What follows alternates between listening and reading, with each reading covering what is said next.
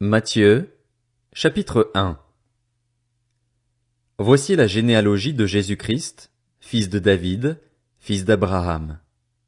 Abraham eut pour fils Isaac. Isaac eut Jacob. Jacob eut Juda et ses frères. Juda eut Péretz et Zérar de Tamar. Péretz eut Hetzrom. Hetzrom eut Aram. Aram eut pour fils Aminadab. Aminadab eut Nachshon. Nachshon eut Salmon. Salmon eut Boaz de Rahab. Boaz eut Obed de Ruth. Obed eut pour fils Isaïe. Isaïe eut David. Le roi David eut Salomon de la femme d'Uri. Salomon eut pour fils Roboam. Roboam eut Abijah. Abijah eut Asa. Asa eut pour fils Josaphat. Josaphat eut Joram. Joram eut Ozias. Ozias eut pour fils Jotham. Jotham eut Akaz. Akaz eut Ézéchias. Ézéchias eut pour fils Manassé. Manassé eut Amon. Amon eut Josias.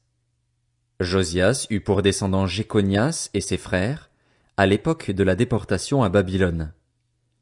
Après la déportation à Babylone, Jéconias eut pour fils Shealtiel.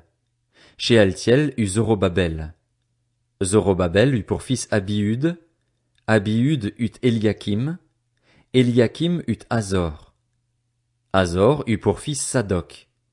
Sadoc eut Hakim. Hakim eut Eliud. Eliud eut pour fils Éléazar. Éléazar eut Mathan. Mathan eut Jacob. Jacob eut pour fils Joseph, l'époux de Marie, de laquelle est né Jésus, qu'on appelle le Christ. Il y a donc en tout 14 générations depuis Abraham jusqu'à David, 14 générations depuis David jusqu'à la déportation à Babylone, et 14 générations depuis la déportation à Babylone jusqu'au Christ. Voici de quelle manière arriva la naissance de Jésus-Christ. Marie, sa mère, était fiancée à Joseph.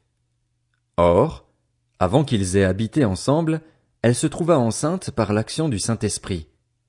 Joseph, son fiancé, qui était un homme juste et qui ne voulait pas l'exposer au déshonneur, se proposa de rompre secrètement avec elle.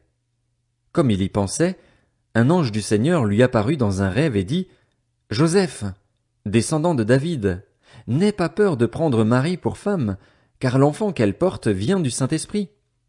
Elle mettra au monde un fils et tu lui donneras le nom de Jésus, car c'est lui qui sauvera son peuple de ses péchés. » Tout cela arriva afin que s'accomplisse ce que le Seigneur avait annoncé par le prophète.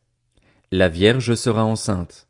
Elle mettra au monde un fils et on l'appellera Emmanuel, ce qui signifie Dieu avec nous. À son réveil, Joseph fit ce que l'ange du Seigneur lui avait ordonné et il prit sa femme chez lui, mais il n'eut pas de relation conjugale avec elle jusqu'à ce qu'elle ait mis au monde un fils, premier-né, auquel il donna le nom de Jésus.